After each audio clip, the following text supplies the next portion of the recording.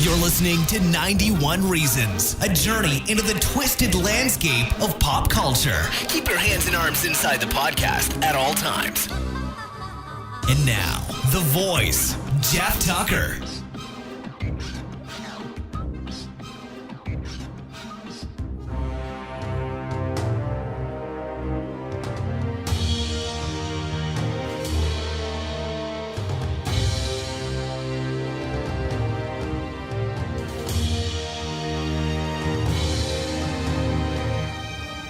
This is it, kids. We've reached the end.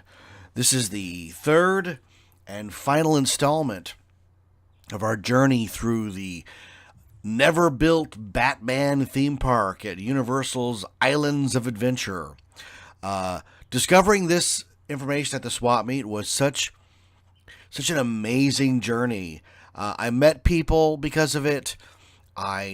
It was almost like, to say it was life-changing.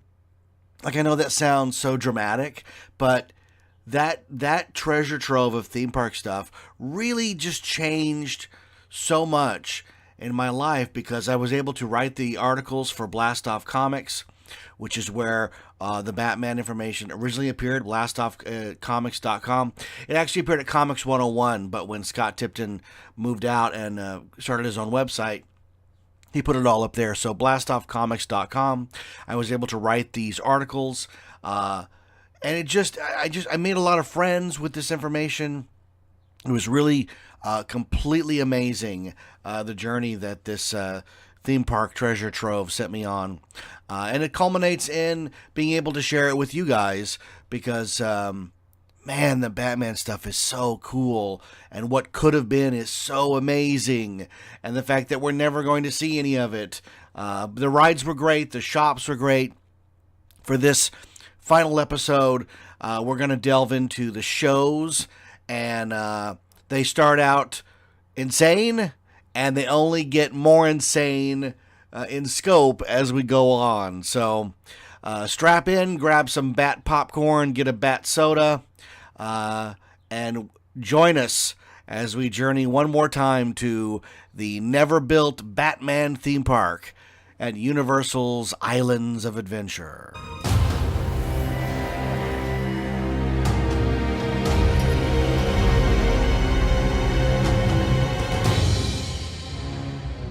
By now, you've probably think you've heard it all when it comes to Batman and his dance with the powers that be at Universal Studios Florida. But not to be confused with the Bat Dance by Prince, that's something else entirely.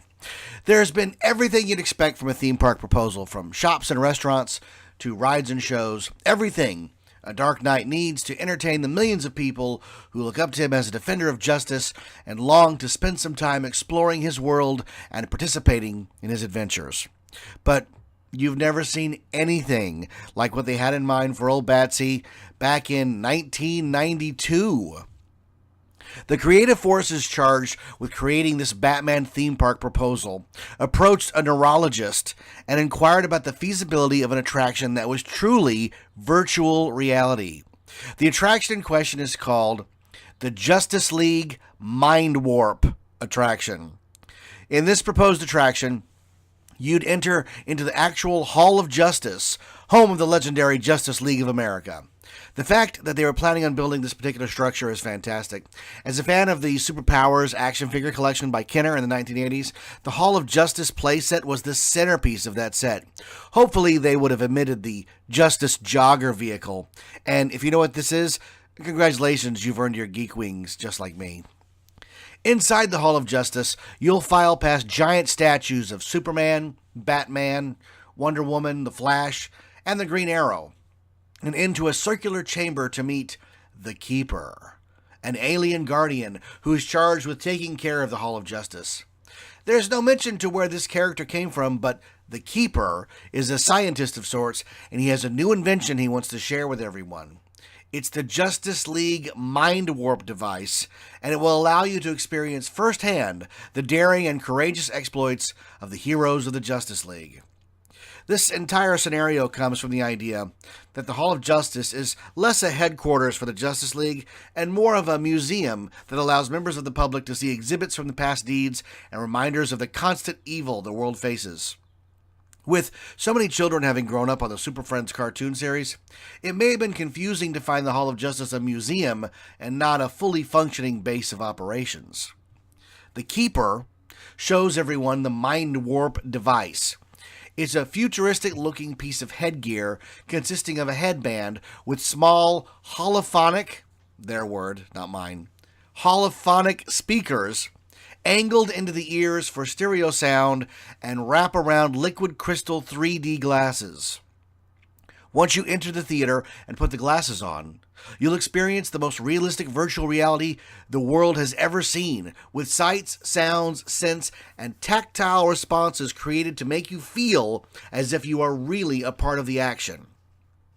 Now, there's no real indication as to what the actual show would have entailed, but those who are even marginally aware of the Justice League can imagine what a best-of compendium of their greatest hits would have been like. Eventually, this idea was scrapped, but from the notes I can ascertain that originally this show had some lofty goals. The inquiry made to the neurosurgeon asks in detail how realistic it would be to stimulate certain parts of the brain to create false assumptions in the body and or nervous system. This is huge. The designers were really asking to create a mind-altering experience at a theme park, a real messed with your head attraction that fools your brain into believing that the projected images and sounds are completely real. Now this is Blue Sky Concept. So we're going to jump into the notes here. There's a picture on the Blast Off Comics website. In response to your questions, this is directly from the notes.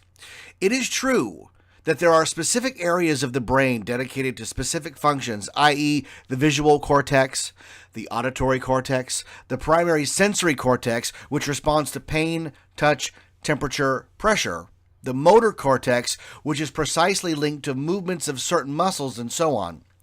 These specific areas of the cortex can be stimulated quite precisely by using the onboard mechanisms, such as the eyes, ears, and sensory receptors in the skin.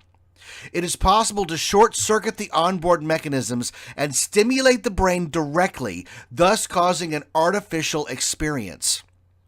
At present, this can only be done by a direct electrical stimulation of the exposed brain. This requires an operation or a hole in the head. It is theoretically possible to accomplish such direct stimulation by means of induced current. A crude example of this is the charging device for an electric toothbrush. An induction coil in the charging holders stimulates a coil in the toothbrush handle. The two electrical devices are separated by layers of plastic. As far as I know, this has never been done or even contemplated in the brain, but it is a theoretical possibility, and I think I could sell that as a reasonable sci-fi. The helmet could be made up of multiple induction coils arranged in the helmet so that each coil overlies a specific area of the brain. In order to create complex experience, many thousands of coils would needed and would have to be activated by computer-generated signals. All right, did you get all that? They're actually talking about putting a helmet on your head that would stimulate your brain so that you think the attraction is real. Not, wow, these are great effects, but it's really happening. It's so amazing. It's so amazing. There's another footnote here. We are working with Universal Studio Tours to create a modified virtual reality attraction that will simulate people experiencing an entire world of action and fantasy, but all of it taking place in the mind. This attraction is based on the world of superheroes from comic books and will allow guests to actually experience what it is like to be a superhero. Okay? All right. Now, there have already been attractions built with subtle effects to fool your brain, although nothing nearly as elaborate or reaching as the Mind Warp proposal, and Mind Warp is the perfect name for it. Here are some existing theme park examples include Kongfrontation at Universal Studios, Hollywood in Florida. This was considered one of the premier attractions in Florida, using a banana scent to enhance the attraction and add another layer to convince you that the giant ape was real. They have now, since this article was written, they've now gone to 3D screens with water sprays. Soarin' over California, Simply Soarin' at Epcot, a groundbreaking attraction with virtually no real storyline that takes guests on an aerial journey through the Golden State. This time they have this scent of oranges. Again, since this article was written, that entire attraction has been changed. Indiana Jones and the Temple of the Forbidden Eye. This mega attraction uses forward-traveling walls that give the illusion of movement when the ride vehicle itself is stationary. This happens at the Boulder scene. There are some other noteworthy effects in this attraction, such as the rat projection on smoke and popping air effects to simulate both bugs and flying arrows. The extraterrestrial alien encounter, which has now been transformed into Stitch's Great Escape at Walt Disney World, features many tricks to fool the brain into believing an alien has escaped into the theater. Sound, water, and air are used to simulate the alien's movements, breath, and tongue as it licks you. And it's not there anymore. It's Stitch, and it's not even open every day. Oh, I wish I could have seen the alien encounter. Now, the Mind Warp inquiry directly asks if it is possible to beam the attraction right into the brain. Hey, think about the Riddler's blender contraption from Batman Forever. That's kind of the idea. That particular idea hit the screens in 1995, which is just a stone's throw from this proposal's date of 92. Could be a coincidence, could be not. This is certainly new ground for a theme park attraction. Beaming an attraction directly into the brain of a theme park guest? Why stop there? Why not beam ads, wants, and desires for additional products and experiences? As Bruce Wayne himself says in the film, it raises too many questions.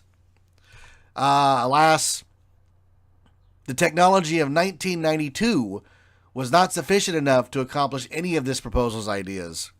The good doctor says such an attraction it's not feasible because to even begin to fool the brain into believing that a fake experience is in fact real requires an entry point in the head. Yes, you need this attraction as much as you need a hole in your head, ladies and gentlemen. Still, it's a fascinating insight into how theme park attractions are created, the work that goes into devising new experiences, and the limbs on which some people will go out to grasp that new and exciting concept in the hope that it will mesmerize millions of people. I wish there was more to the Mind Warp proposal so that I could share what exactly those grand superhero adventures would have been. Sadly, there was hardly any mention of this lost attraction in the proposal, and this strange inquiry into the powers of the brain only served to pique your curiosity even further. As I mentioned earlier, the Batman Forever connection is hard to ignore, and after a recent viewing of that film, one wonders how close we are this many years later to unlocking the potential of beaming attractions directly into your brain. I hope you enjoyed this brief detour on our journey into the never-before-seen Batman Islands of Adventure proposal. So coming up, we're going to take a seat in the Grand Arena and check out our proposal for the biggest theme park show ever conceived. Think about that. In a world where we have Waterworld and Fantasmic and World of Color, we're going to talk about the biggest theme park show ever conceived. Massive. It's so big it's going to make House Party look like House Party 2.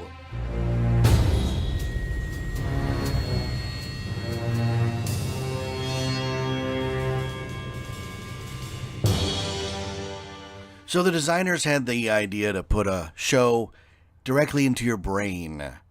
But within the proposal, there are a good number of ideas for actual theme park shows. And before we get to that big finale I was talking about, we're going to go through the list of all the shows that they came up with that were online with other theme park shows.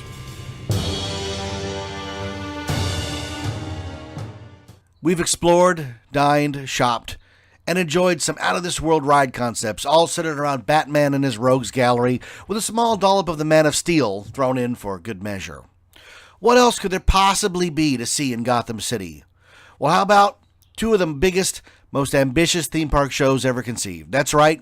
In addition to immersing yourself in the sights and sounds of Batman himself, this theme park proposal also gives you a chance to see up close and personal what it is that the old Cape Crusader does best: fight crime.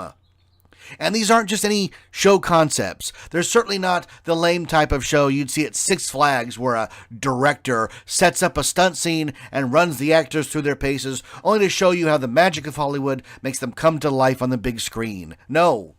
These shows feature all the elements that make Batman so successful in comics and movies. They have a story. Imagine that. A theme park show with a coherent story that has a beginning, middle, and exciting end.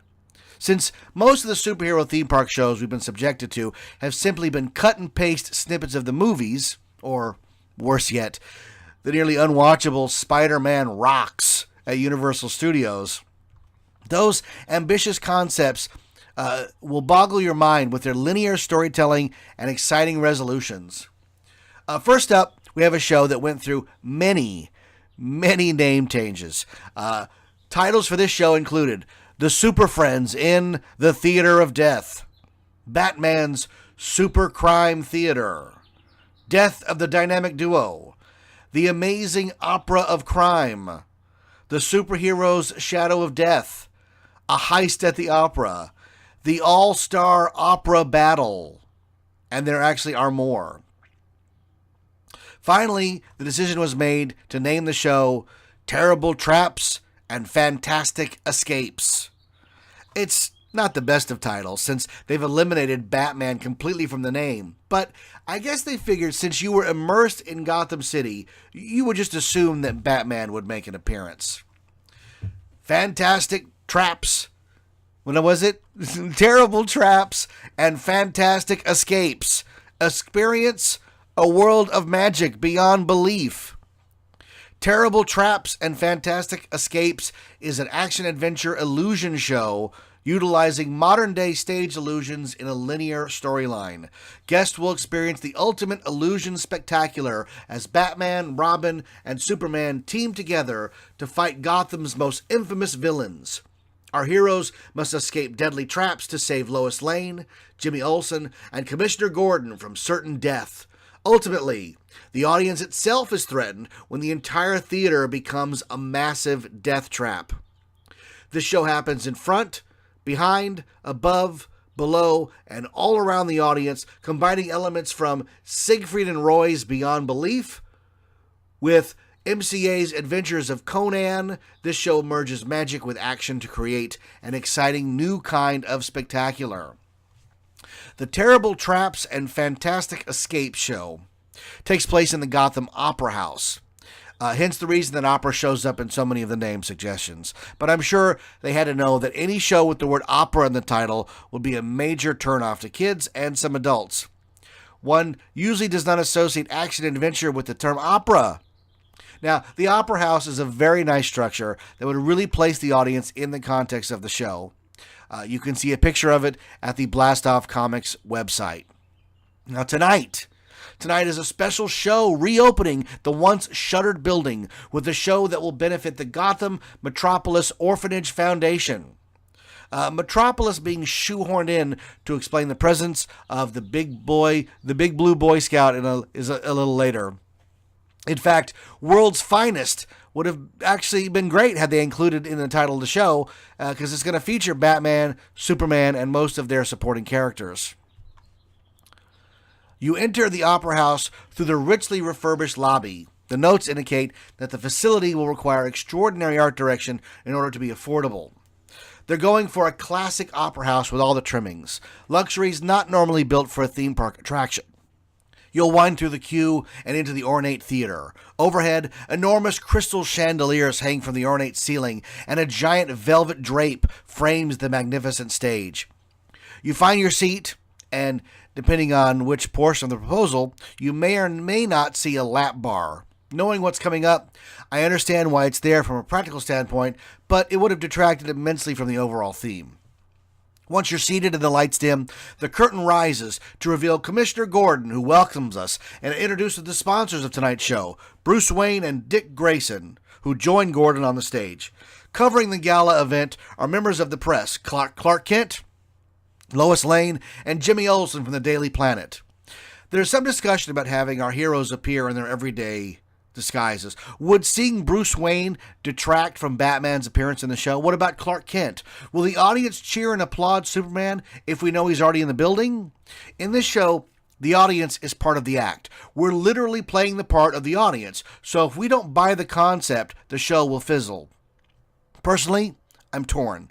I like the novelty of seeing Bruce, Dick, and Clark, but some part of me knows that the audience will lose part of their suspension of disbelief if they see the characters too soon. We know that Bruce Wayne is Batman. We know that Clark Kent is Superman. We're not the oblivious citizens of Gotham. We're in the know, and it may be hard to slip into our character. Having Bruce or Clark show up after the fact is something different, since we'll get the surprise dramatic entrance and cheer Batman or Superman's first appearance and chuckle knowingly at the arrival of their alter ego at the end of the show. There is also some talk of casting issues, since they'll have to cast real lookalikes who have to be convincing without the bright red S or cowl. And there are some notes you can look at, handwritten on the Blast Off Comics page, that say, what is the state of Q? Any pre-show? The facility will require extraordinary art direction, made to be affordable. The show requires superheroes to appear out of mask. What is the impact of this? So it's all really interesting to know that they were thinking about this 3 or 4 steps ahead. Anyway, so Bruce and Dick accept their applause, and just before Commissioner Gordon can open the actual opera show, something ominous happens. A telephone booth lowers mysteriously from the ceiling and lands square on the stage. I'm not making this up. The doors open, the booth is empty. Suddenly, a dial tone sounds out, a phone number is dialed, and a 911 operator picks up the phone and asks what the emergency is. A maniacal voice rings through the opera house. It's the Joker, and he informs the operator that he's taken the opera house and the audience hostage. The doors to the telephone booth slam shut. The clear glass frosts over as the entire booth is illuminated with brilliant white light. The silhouette of the Joker holding the phone receiver lowers down just as the glass turns clear to reveal the crown Prince of Crime himself. He hangs up the phone and steps out of the booth declaring, "You are all my prisoners. Your only hope is to be rescued by Batbrain and Boy Blunder." The Joker's henchmen appear all around, slamming and locking all of the doors. This is where that lap bar would slam down and lock you into your seat. Suddenly, the entire opera house undergoes a transformation. Giant, distorted funhouse mirrors flip into view. Each one features a hideous reflection of the Joker, whose cruel laughter echoes throughout the building. Purple streamers appear on stage as the Joker proclaims, "Tonight will be the final curtain for the dynamic duo." More of the Joker's henchmen spring from trapdoors on the stage and encircle our heroes. The henchmen grab them and imprison each of them into a diabolical instrument of death. Commissioner Gordon is locked into a steel cage, and a roaring flame is set underneath. Clark Kent is imprisoned in the phone booth, naturally, and stacks of dynamite are wired around the rim of the booth. Jimmy Olsen's head and feet stick out of a box while a bed of lethal spikes dangle overhead. Lois Lane is strapped to a table under a giant circular saw. Bruce Wayne and Dick Grayson are knocked unconscious. Their hands bound, they are covered in black sacks and dragged up a flight of stairs to an ominous set of gallows where nooses are placed around their necks. This is dark stuff for a theme park show. The Joker announces that he has invited some special guests to assist in the mayhem, and with a flourish, the Riddler, the Penguin, and Catwoman appear and menace the heroes. Things look bleak, not only for the heroes on stage, but everyone in the audience, as well as the villains seem poised to kill everyone. The Joker readies everyone to activate their devices to rid the world of good forever. All is lost. Not so fast. Batman and Robin appear overhead on the balcony. Batman demands a release of the hostages. The Joker says, "Your life for theirs, Batsy." Batman and Robin agree, and using their bat cables, they swing over the audience and onto the stage. They land and turn to face the Joker, but before they can apprehend the madman, a ring of spikes rises up and surrounds the dynamic duo. They quickly jump to safety and take out a handful of henchmen using their fists. Batman and Robin then turn their attention to the Joker, who races up to the gallows and grabs the drop lever. One more step and they're history, he sneers, as he threatens to kill Bruce Wayne and Dick Grayson. Batman and Robin rush to the gallows just as the Joker pulls the lever. The black sacks containing Bruce and Dick plummet to the ground and the nooses tighten. Batman and Robin grab the black sacks and pull them away to reveal that Bruce and Dick have vanished. This is an odd part of the show, folks. It would be hard to build any kind of tension by threatening Bruce Wayne and Dick Grayson, since we as audience members already know that they're Batman and Robin, and they're not in any danger since they're already in hero mood on the stage. Plus, since the actors playing Batman and Robin are masks, it would be hard to convince the audience that they're the same actors who played Bruce and Dick. It's a weird set of circumstances that would have needed further rewrites to iron out the bugs and make the danger a bit more real. Having been thwarted, the Joker moves to the phone booth, where he pushes a plunger down and sets off the dynamite. There is a large explosion, and the telephone booth rockets up and out of sight into the rafters and smashes through the ceiling of the Opera House. So much for Clark Kent, laughs the Joker, as he commands the other villains to activate their traps. Batman and Robin won't be able to save everyone at once. The Riddler moves to the spikes hanging over Jimmy Olsen and turns over an hourglass. The spikes rumble to life and advance down on the helpless photographer. Catwoman turns up the heat on Commissioner Gordon and purrs as the flames ignite and leap up towards him. The Penguin waddles over and throws the switch on the buzzsaw, causing it to glide closer and closer to Lois Lane. Batman and Robin split up and join the fray. Batman slams two of the Joker's henchmen together and faces off against the Riddler. Using his keen fighting skills, he frees Jimmy and turns the table on the Riddler by locking him in the cabinet that once held Jimmy. The spikes slam into the cabinet and tear it apart, revealing that the Riddler has vanished into thin air. Jimmy uses the moment of confusion to jump off the stage to safety. Robin, meanwhile, dispatches two henchmen near Gordon's death trap. Catwoman attacks Robin, who manages to free Commissioner Gordon from the flame-engulfed cage. Gordon tries to get away, but Catwoman leaps to the top of the cage and tries to push him back in. Batman swings over on one of the Joker's purple streamers. Robin pulls Gordon to safety just as Batman swings into the cage and knocks it over and onto Catwoman, trapping her inside. She grabs the cage bars and screams in fury as Batman leaps to safety. The flames roar up and engulf the cage. Catwoman screams in pain, and when the flames subside, she has been transformed into a large black cat. The notes do not say if the cat is a house cat or a large panther, but with the sky's the budget, I'm guessing the latter. Gordon leaps to safety as Batman and Robin turn their attention to helping Lois Lane as the buzzsaw threatens to cut her in two. Sawdust flies all over as the saw makes contact. The Penguin cackles as he orders the last two henchmen to attack the Cape Crusaders. Batman and Robin engage the enemy, who are ready for them, and hold them off as the saw cuts closer to Lois. Finally dispatching the henchmen, Batman and Robin come face to face with the Penguin as the saw cuts into Lois. The Penguin opens his famous umbrella, which spins like a helicopter and propels the foul upward, allowing him to escape into the sky. Meanwhile, all of the Joker's henchmen have recovered and surround Batman and Robin. They advance and gain the upper hand by sheer numbers. Holding Batman and Robin, they force them to watch as the saw passes through Lois, who screams in pain. The Joker rushes over and with a sickening finality pulls the two halves of Lois clean apart. The real messy business always gets left to the professionals, he cackles. He then motions for his henchmen to wheel away the two halves of Lois, who is still very much alive and screaming in pain. "You've gone too far," proclaims Batman. "Not at all, Bat Breath. You see, I do value a good relationship with the press."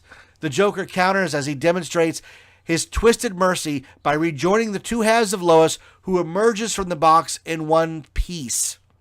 You spell that Joker, my dear. The Joker taunts as Lois runs to the theater wings, only to be caught in the arm by the evil clown. Where are you off to?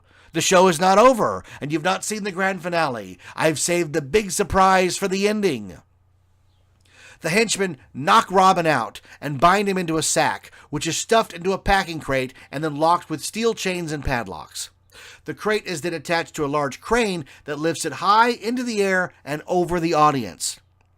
Batman is strapped to a large revolving wheel and watches helplessly as the Joker pulls out a handful of gleaming knives. The wheel is spun, and with a smile, the Joker throws the silver knives directly at Batman. The knives sever the ropes binding Batman, and he uses one free arm to take a gas pellet out of his utility belt, which he throws to the floor. Smoke envelops the Wheel of Death just as the Joker throws the last two knives directly at the center. The smoke dissipates, and Batman is gone. One of the Joker's henchmen is strapped to the wheel with two knives buried deep in his chest. This is another very dark moment for a theme park show, folks. The Joker has lost what little patience he had and orders the remaining henchmen to open fire on the dangling crate containing the Boy Wonder. The crate collapses under the hail of bullets and reveals no sign of Robin. He has vanished. Instantly, one of the henchmen pulls off his costume to reveal he is actually Robin.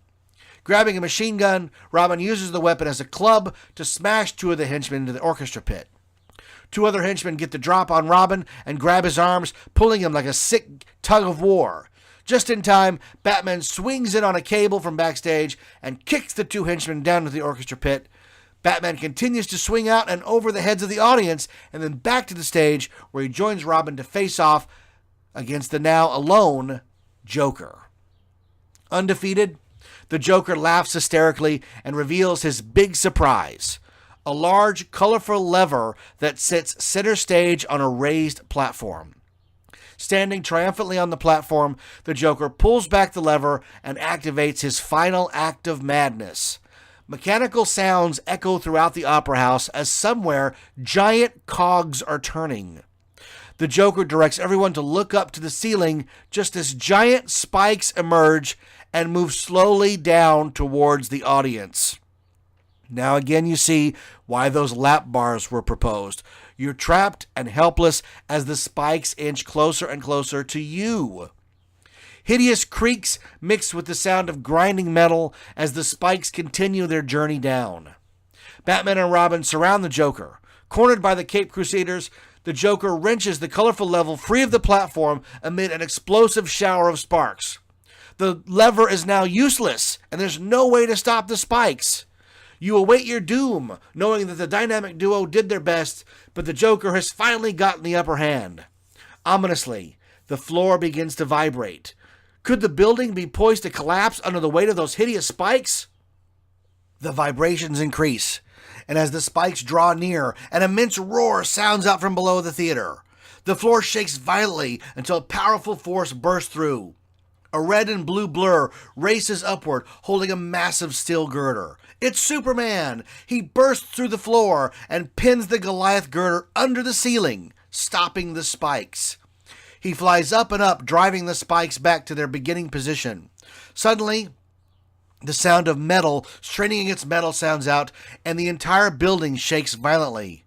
Before Superman can react, the entire floor of the theater gives out and drops the audience a few feet. This sounds awesome.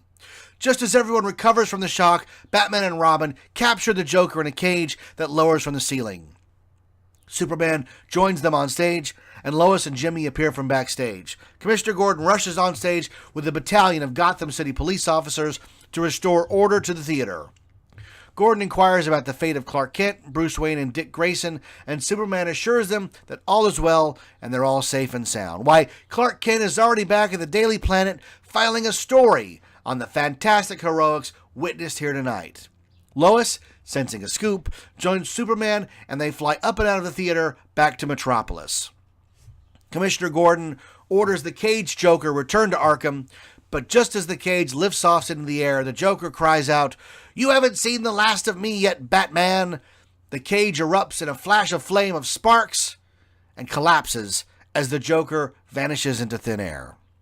Until next time, Batbrain, the Joker taunts from the great beyond as his laughter echoes throughout the opera house. Batman and Robin stand heroically on stage as the lights go out, plunging the theater into darkness. When the lights come back on, the theater has been restored to its former glory, and the lap bars release everyone to head back out in the Gotham City. That sounds pretty cool, huh? This part of the proposal is very thick, and it's obvious from the many rewrites that this is a show the designers felt very strongly about and wanted to flesh out as much as possible. It's very ambitious and would have been quite the sight with so many heroes, so many in-theater illusions and effects, the floor dropping out, spikes from the ceiling. Wow! It would have been the greatest Batman theme park show ever. It's too bad the curtain will never rise on the Gotham Opera House. I would have been there. Guaranteed. All right, so stick around because we're about to unveil the biggest theme park show ever conceived. It's massive in scale, and you're not going to believe what they wanted to do. It's completely amazing. Coming right up.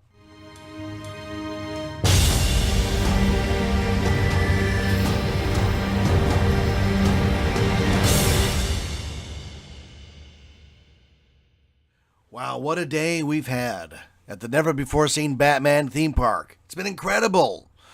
We've gone shopping. We've shopped for trinkets in stores themed to the Riddler, dined with the Joker himself, and thrilled to a live stage show, soared across the rooftops with the Dark Knight. As we bring our day to a close in the park, there's only one thing left to see, and it's going to end the day with a bang. Listen on as I pull back the curtain on the largest theme park show ever conceived. Don't believe me? Listen on. This is from the opening paragraph from the original proposal for the live outdoor stunt spectacular, the Batman and Robin Action Adventure Spectacular. Quote, "The biggest show in the world. Nothing less will do. Batman and Robin are pitted against their greatest villains in a non-stop action show that takes place on land, sea, and air. The Joker, the Penguin, and Catwoman plan to hold Gotham City hostage by stealing a nuclear missile." End quote. This passage at the beginning is underlined by the original author. It's obvious from the beginning that the designers set out to create a truly immense show that would wow audiences and leave them panting for more. Originally conceived as a once-a-night spectacle for an audience of 10 to 20,000, the proposal also suggests that the show could be adapted for more showings per day with a seating capacity of 3,000. Show seating for 10 to 20,000 is almost unheard of for a theme park show. This is a truly ambitious show proposal, and the show they had in mind does not disappoint.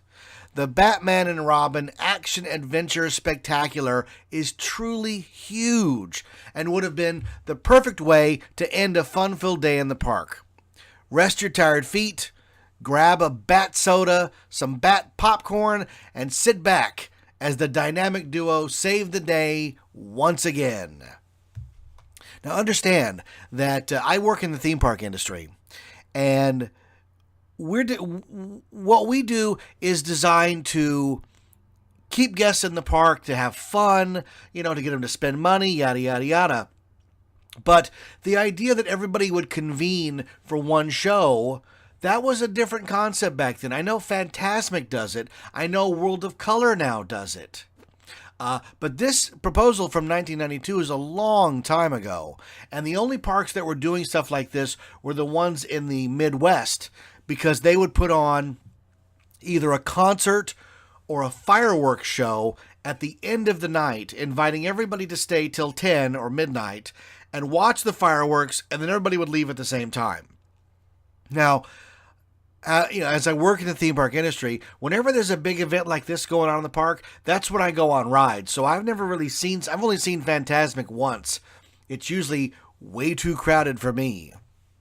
But if they had presented this Batman stunt spectacular at the end of the night in an arena for 20,000 people, and you need to look up what size of an arena that is.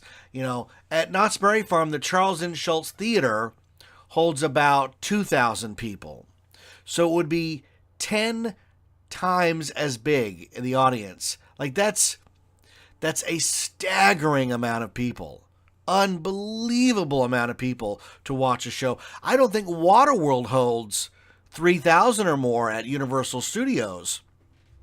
So no one had done or ever did a show this big. It just doesn't happen.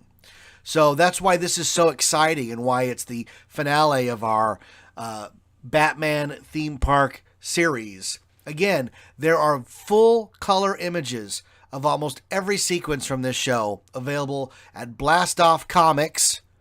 And you can search No Batman is an Island, and this is part 8, the final in the series.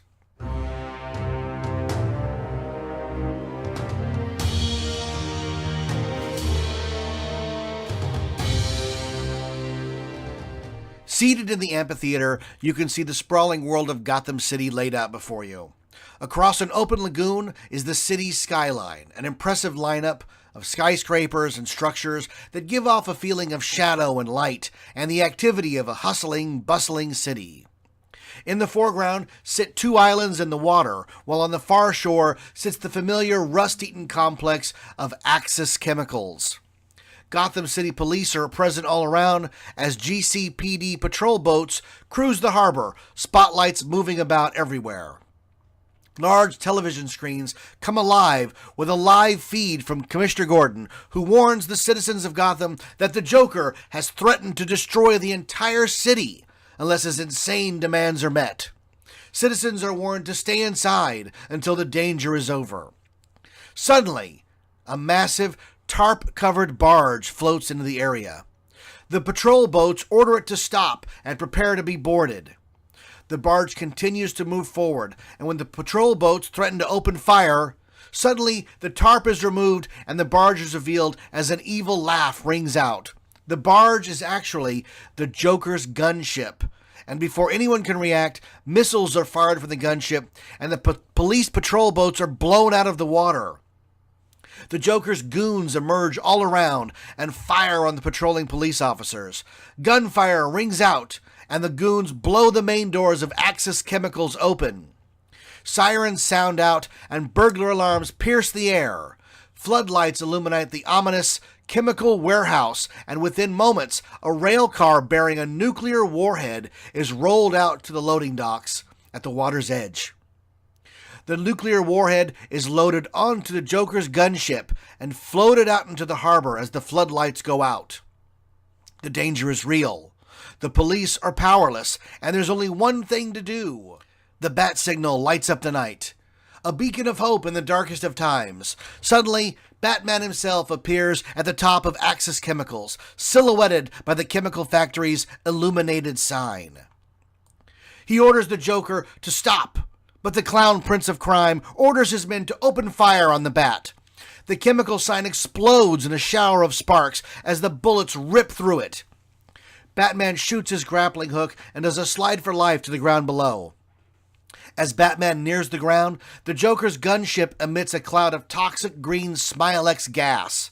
The gunship floats away and escapes as Batman reaches the ground. The Smilex gas clears, and Batman finds the Joker behind the wheel of his fiendish Joker car. He guns the engine and races straight for Batman, who jumps clear just in time. The Joker is poised to flee, but before he can, the Batmobile roars up with Robin behind the wheel. His way blocked, the Joker speeds up and actually leaps his car over the Batmobile. Robin revs the engine and turns the car 180 degrees to face the opposite direction. Batman jumps into the Batmobile and they chase the Joker all along the perimeter of the arena. With the evil clown in sight, the Batmobile fires a missile towards the fleeing criminal. The missile connects with the Joker car and it bursts into flames. The Joker car swerves wildly and crashes into a garage, which explodes in a fiery wall of fire. Robin brings the Batmobile to a screeching halt, and both Batman and Robin jump out just in time to see the Joker appear on top of the burning building. He's alive and unharmed. The Joker laughs loudly and points to the sky just as a garishly painted Joker helicopter hovers into view and lowers a rope ladder. The Joker gives the dynamic duo a jaunty salute and grabs onto the waiting ladder. The Joker helicopter banks away and carries the Joker far from the clutches of justice. Batman and Robin turn to each other just as the lights go out and plunge the entire arena into darkness. The lights come back up and illuminate the Gotham cityscape, which splits into two to reveal the previously hidden Batcave. The Dark Knight's base of operations is a honeycomb-like structure that contains his arsenal of weapons, vehicles, and crime-fighting equipment, including a massive bank of sophisticated computers. The Batmobile is safely parked on a turntable. The Batboat is in the waters below. The Batjet can be seen hanging from the highest chamber of the cave, and Batman and Robin themselves are at the computer bank. They analyze the recent attack and realize that the Joker has a nuclear warhead with which to threaten the entire city. Suddenly, the computer screens are taken over by the images of the Joker, the Penguin, and Catwoman, who announce their successful hijacking and that they intend to level Gotham City unless the entire town is turned over to them. The city is given 1 hour to reply. Batman and Robin use the computer to try and find the secret location of the stolen warhead. They deduce that the launch site is offshore and presumably on one of the islands in the lagoon. They split up, the better to track down and stop the fiends. Batman roars out of the Batcave in a brand new vehicle dubbed the Batamaran, which is a high-speed catamaran boat. He makes for Penguin Island with the wind on his back. Robin jumps onto the Batcycle and opens the throttle for Catwoman's lair, the other island. The next action takes place simultaneously on both islands. The idea is to create a two-ring circus of action with constant danger and stunts. The action on both islands is carefully choreographed to allow focus on the major points of each battle. As Batman nears Penguin Island, the entire island opens up to reveal a battlement bristling with weapons and an arsenal of penguin boats. The island is designed as a tribute to the Penguin himself and is home not only to Penguin racing boats, but a larger Penguin flagship, all designed in his image, though they are careful to point out that the boats are deadly and menacing and not comical in any way. The racing boats pull out and race to engage Batman. There is a big water battle between the smaller boats and the larger Batamaran, with the racing boats meeting their doom at the hands of the Caped Crusader. The Penguin racing boats explode and sink to the bottom of the lagoon as the Penguin flagship faces off against the Batamaran. With ramming the only option, the Penguin flagship slams into the Batamaran and Batman's watercraft bursts into flames. As black smoke rises up, Batman jumps into a small Bat Racer boat and zooms to safety. The Penguin flagship, thinking that Batman has gone up in flames, returns to the battlement and docks next to a large pile of gasoline tanks. Batman brings the Bat Racer around and fires 2 torpedoes at the Penguin flagship, which explode in a giant burst of flame. The flames spread to the gasoline barrels, which ignite and explode, setting the entire Penguin Island on fire. After a few tense moments, the entire island sinks into the water. Batman uses his Bat communicator and informs Robin that there was no launch site on Penguin Island. There is no response from Robin, so Batman steers his Bat Racer to Catwoman's island to help his sidekick.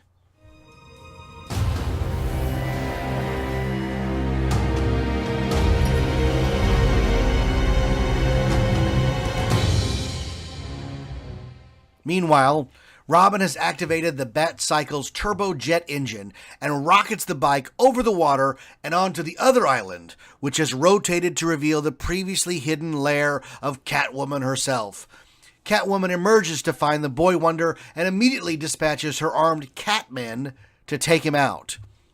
There's talk of a large number of cats that roam the island as sentries, but I'm not sure if these would have been puppets or audio animatronics or what. Catwoman's Catmen ride out on Catcycles as Robin spins the Batcycle out to meet them. Catmen and Catcycles? This seems a bit of a stretch, but since there's not much dialogue here, I doubt she would have called them Catmen. I can't see Catwoman going, "Get them, Catmen." I think it's just the writer's way of keeping track of the action. Robin fires missiles at the two lead Catmen and sends them careening into the waters below. The remaining Catmen are taken on night style as an impromptu jousting competition heats up. Soon, the evildoers are dispatched, and Robin steers his Batcycle up a ramp and over the last of the bad guys as they fire where the Boy Wonder once was. Robin lands the bike perfectly, swerves around, and fires a last missile at them, which triggers a large explosion and blasts them into oblivion. Catwoman decides to take matters into her own claws and ignites a circle of flame that goes around Robin completely. He is trapped and spins the bike out looking for a way out. Just in time, Batman arrives from Penguin Island. The Cape Crusader fires a bat cable that propels him up and over Robin, who grabs and pulls up safety as the flames engulf the island. The dynamic duo slide on the cable to the Batboat as Catwoman's island sinks into the drink to join the Penguin's lost hideaway in the briny blue. The large television screen lights up with the image of Commissioner Gordon, who assures the city that everything is under control, and he implores the citizens not to panic. The broadcast is interrupted as the Joker, Penguin, and Catwoman break in on the transmission signal and warn everyone that there is only 20 minutes left to meet their demands before they detonate the nuclear warhead. Batman and Robin watch from the Batboat and quickly surmise that the pirate signal must be coming from the Joker's hideout. Suddenly, Axis Chemical Factory opens up and turns to reveal the Joker's hideout. The sinister place is decorated just like the Joker likes it, with purple balloons, large jack-in-the-box figures, and clown faces that leer all about. This is the anti-Batcave, and the decorating has been done with a madman's taste in mind. The Joker, Penguin, and Catwoman are on hand finishing up their pirate broadcast. The Joker activates a large switch, and the entire chamber opens up to reveal a missile silo. A gantry stretches out to the ominous weapon as steam and smoke spill out all about. A countdown starts, and the Joker issues his final warning to the people of Gotham as the minutes until doom tick down behind him. Commissioner Gordon begs for more time, but the villains hiss that time is up and that Armageddon is at hand. Meanwhile, Batman and Robin have vanished, leaving the citizens of Gotham to fend for themselves. The villains move to escape, but suddenly a giant submarine rises out of the water. It is the Batmarine, Batman's incredible submersible, and it's heading straight for the Joker's hideout. Warning bells sound and beacons flash as the Joker's defense system fire down on the Batmarine submarine. The Batmarine fires back, and the hideout is severely damaged. Bricks fall, smoke billows out, and it is apparent the Joker is completely outgunned. Robin emerges from a hatch on the Batmarine and enters into the Joker's crumbling hideout as flames rise all around. From above, Batman arrives in his sleek Batcopter. He orders the Joker to stop, but the evil clown defies him once more by activating the missile gantry, which moves the giant warhead towards the center of the lagoon. The countdown continues as the launch system illuminates from beneath the water. Batman fires on the Joker from the Batcopter. Explosions rock the entire area, and Joker's goons fall everywhere into the water. The Joker is infuriated and vows revenge. He activates one final switch, and suddenly the entire control room of his hideout separates and lifts into the air, revealing a phalanx of guns and rocket launchers underneath its flooring. The Joker fires on the Batcopter and scores a direct hit.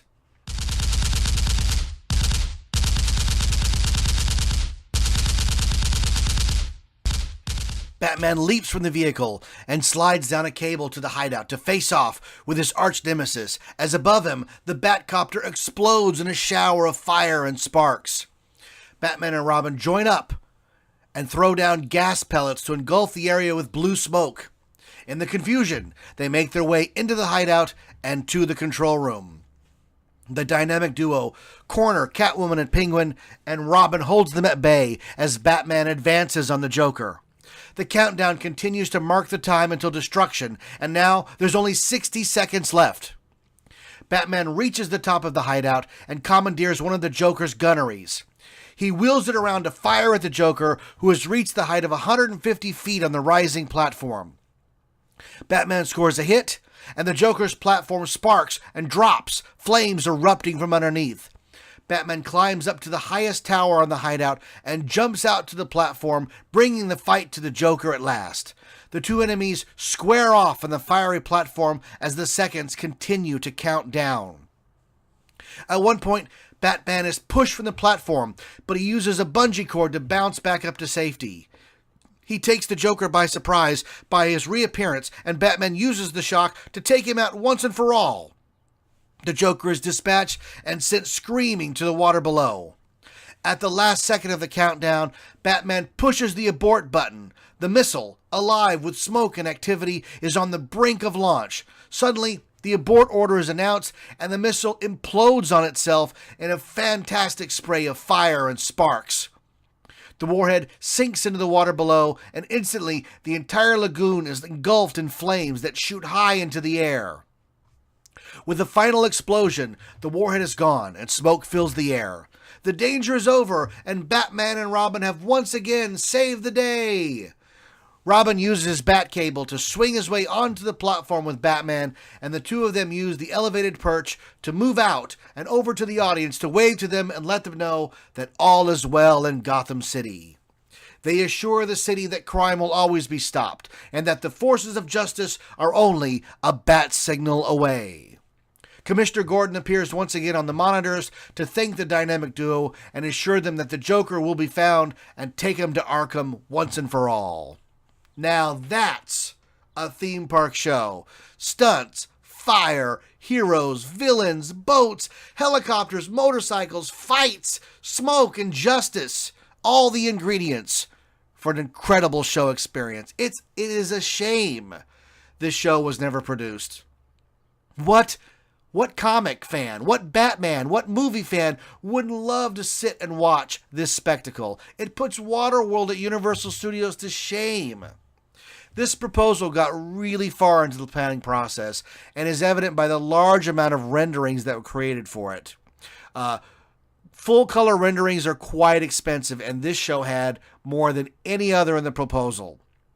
This was the crown jewel, and I'm sure it wowed a lot of folks back in 1992 when it was presented.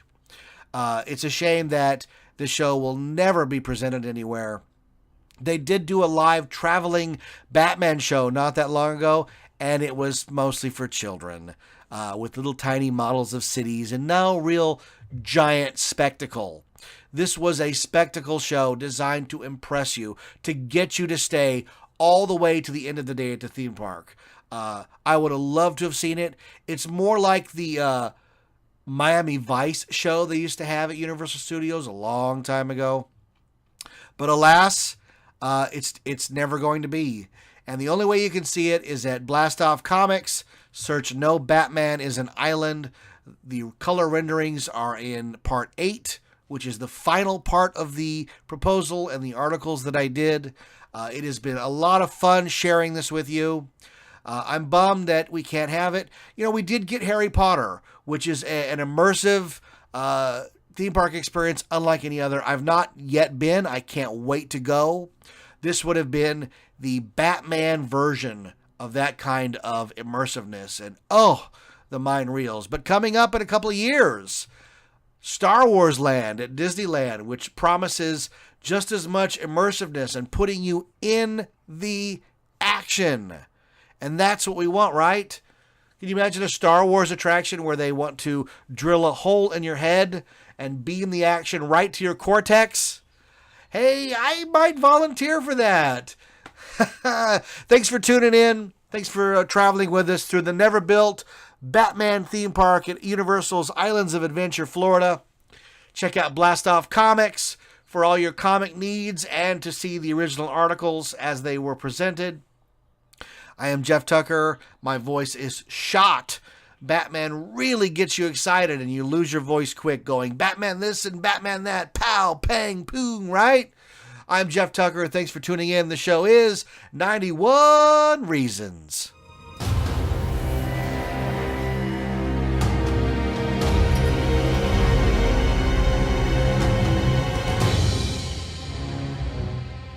Thanks for listening to 91 Reasons. Please subscribe and leave a review on iTunes. Find us on Facebook. Is anyone even still listening?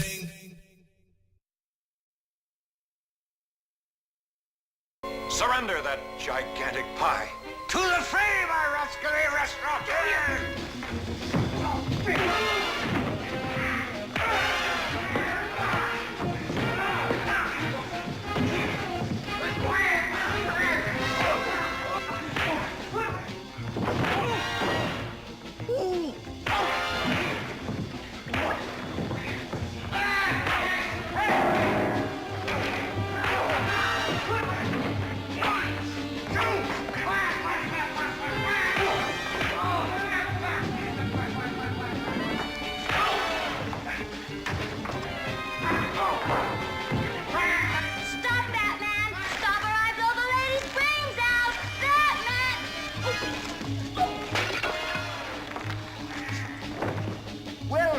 Madam. Back.